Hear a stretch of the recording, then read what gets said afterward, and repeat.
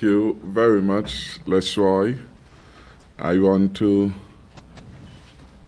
recognize our Attorney General, Mr. Vincent Byron, our Senator, Minister Wendy Phipps, of course, the High Representatives of the Ministry of Health, led by Dr. Laws and Dr. Wilkinson, Mr. Henry, Dr. Carty, and all others who are here, and really to start on a note of commendation to these, our very faithful public servants, ably led by our Attorney General in discharging the mandate to keep our country safe in the context of the COVID-19 ongoing war that we are doing here. I want to thank them and to say that the country is eternally grateful for your excellent service, for your sacrifice, dedication in this long battle we have been waging before March, but certainly since our first cases took place of March 2020. I must publicly thank the Attorney General because he has been most present and his leadership felt in guiding the task force through the many challenging cases that would have come and the many other interventions he had been able to give and to provide steady leadership of those activities, ably supported by Senator Phipps. We owe them all a debt of gratitude. We continue to do this war, and in the war we will have battles which we must win, but ultimately winning the war is critically important. Over the last week, we have come to realize that COVID-19 is still here, and that COVID-19 requires all of us to be on alert and on guard. The response to COVID-19 is still an all-of-a-society approach. Every individual must share the personal responsibility or take the personal responsibility to keep himself or herself safe and, of course, their family and their loved ones. The over 700 plus persons that had been part of the exercise of contact tracing over the last few days, many of them were unsuspecting in terms of having never anticipated that they could be caught in some way with respect to the COVID-19. That is a wake-up call for all of us. Whether we are a child going to the primary school, or we are a parent, or we are nurses or doctors, it really doesn't matter. Any of us and all of us are at risk. And the only way we can reduce that risk is to ensure that all of us are vaccinated.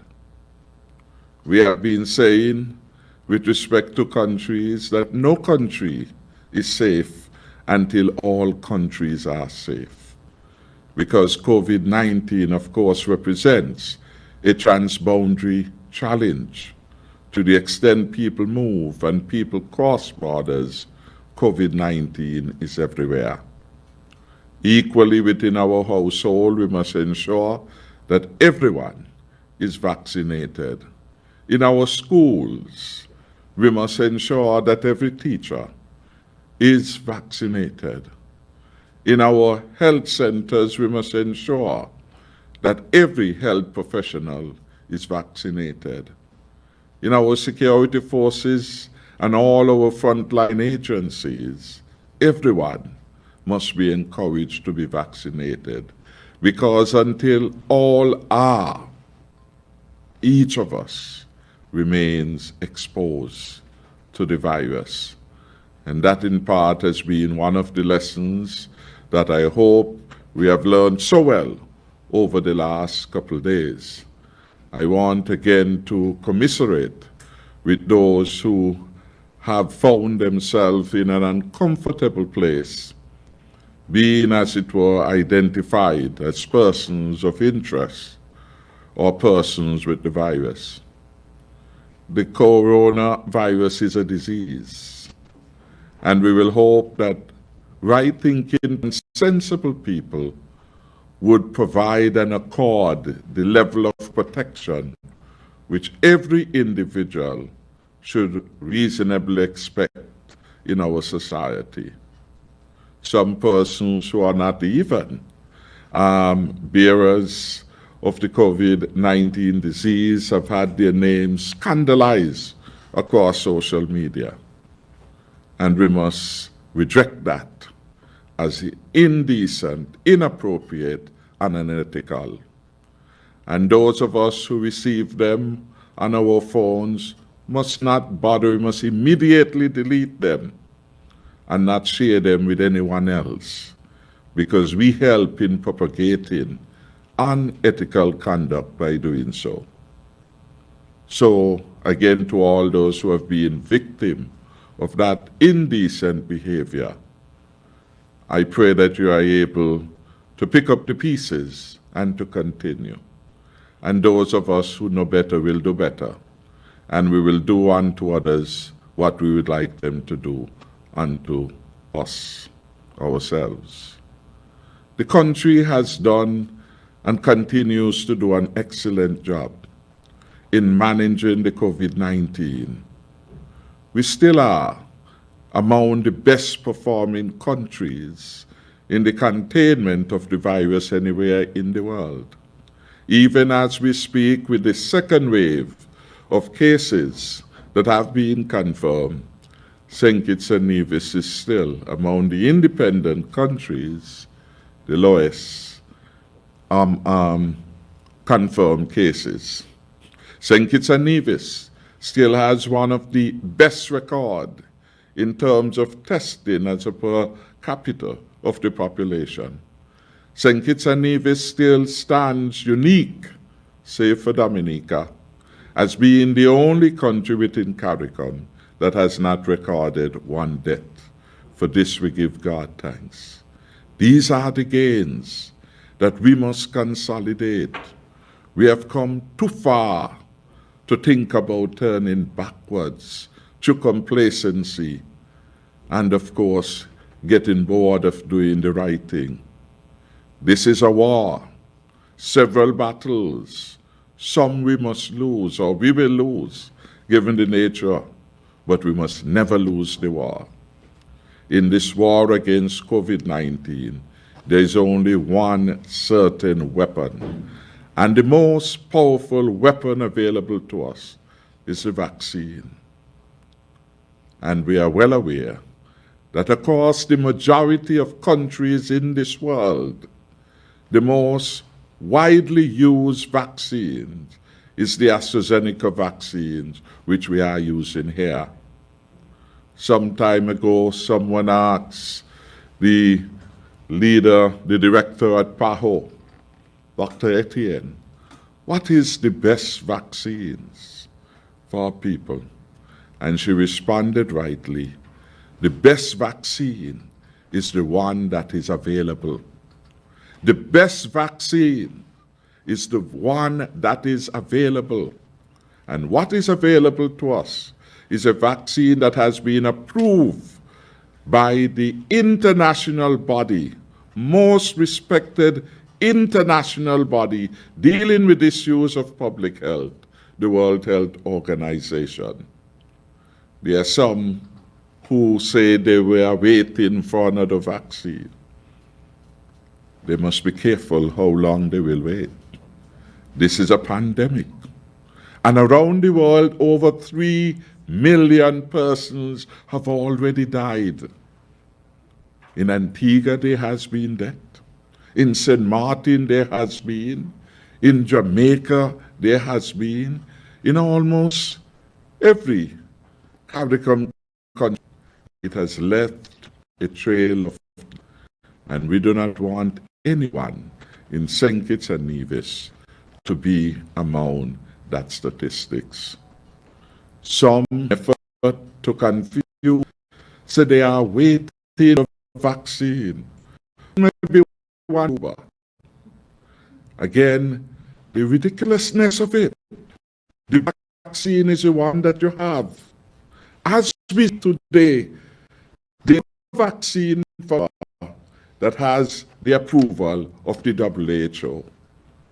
In the face of the pandemic and the emergency of the pandemic, some people are touting the foolhardy view that people should wait.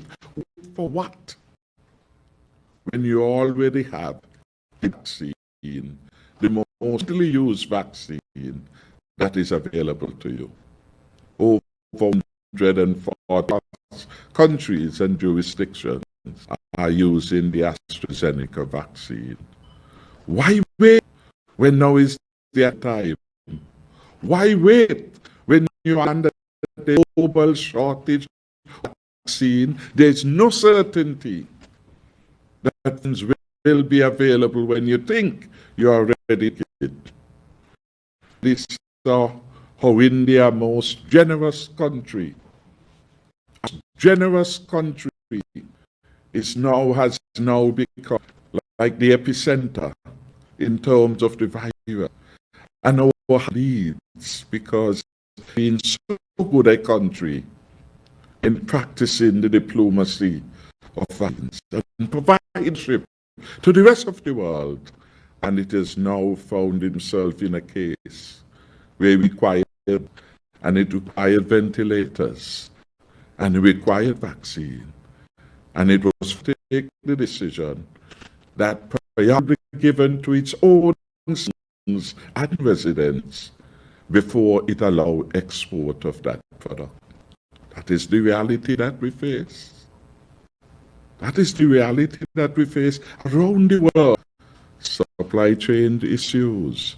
To the news out of Europe, governments are saying they will take a company to court to ensure that it delivers to them than delivers. The CARICOM region recognize that we do not have the of effective purchasing power. Our numbers are small, and therefore supplier will not tarry with a small order when he gets a large order that makes sense. And so I want to end by again congratulating all 55.8% of those who have gone forward and done the right thing, done it for themselves, offering themselves to protect, but most importantly, do it as an actlessness, doing it for their family members, doing it for the children who can't be vaccinated at this particular moment in time, therefore have to give them the protection. So if you're a mother or a father, I appeal to you to vaccinate. Get vaccinated now, and that comfort and protect to your child. I want to make a special appeal to taxi operator. Now is the time to do it. I want to make the appeal to every operator of the bus. Now is the time to do it. And yes, some say that the busmen would have preferred that there was not a 50% reduction and that they could have, as it were, have a better life. In the pandemic, the livelihood is important. It's about saving lives. We must make the point. If there is no life, there is no livelihood to worry about.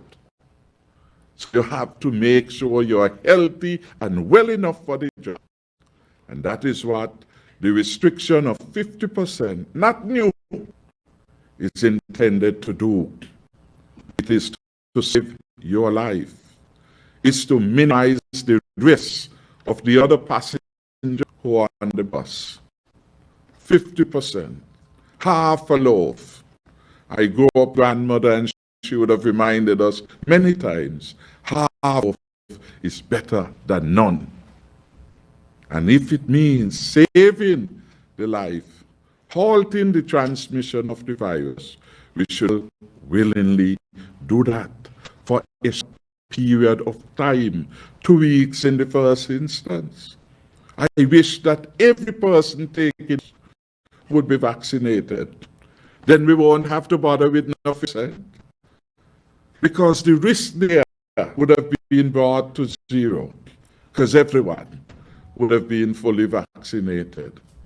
So it means if you can get more of your passengers, we will be able to make the necessary adjustment. I want the appeal to all these officers, our fire officers, prison officers. Do not take chance. Do not test faith. God has been good enough to bless us. This February 20, we said only effective response would be the vaccine. God has helped. Vaccine. And over the world, over 1 billion people have moved to get themselves vaccinated. You must ask yourself, if you have not yet gone, why are you opting out? Does it make sense to you to opt out, to test faith, to put your life at risk? So in closing, the Cabinet's priority is to keep the people of St. Kitts and Nevis safe. We regret that in this effort to protect us, there have been some suffering and some pain, and several persons have been put out of work. There's only one tool we have in our arsenal.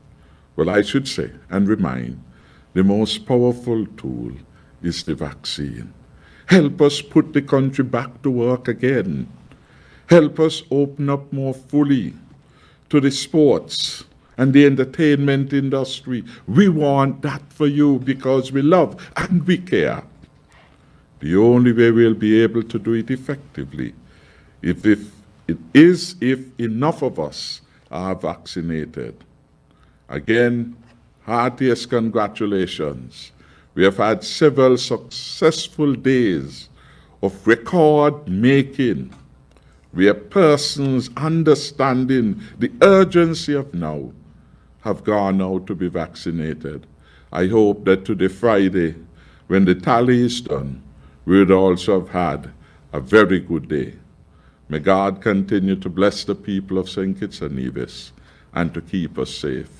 Let us ask Him for wisdom if we are still in doubt about the vaccines. And He will tell you, go do it now. We are in a danger zone. This is a war. And I remember last year, I used the analogy of war because that is what it is. And that is what it will continue to be. It is a fight for survival. And we can win it, and I am very hopeful that we can. Again, congratulations to all the people who have been working. Congratulations to those who, a few minutes ago, Mr. Samuel announced were making donation of care packages and giving all kind of wonderful considerations to those in our front line. Working together, we will overcome. And we are overcoming this challenge. Again, thank you very much.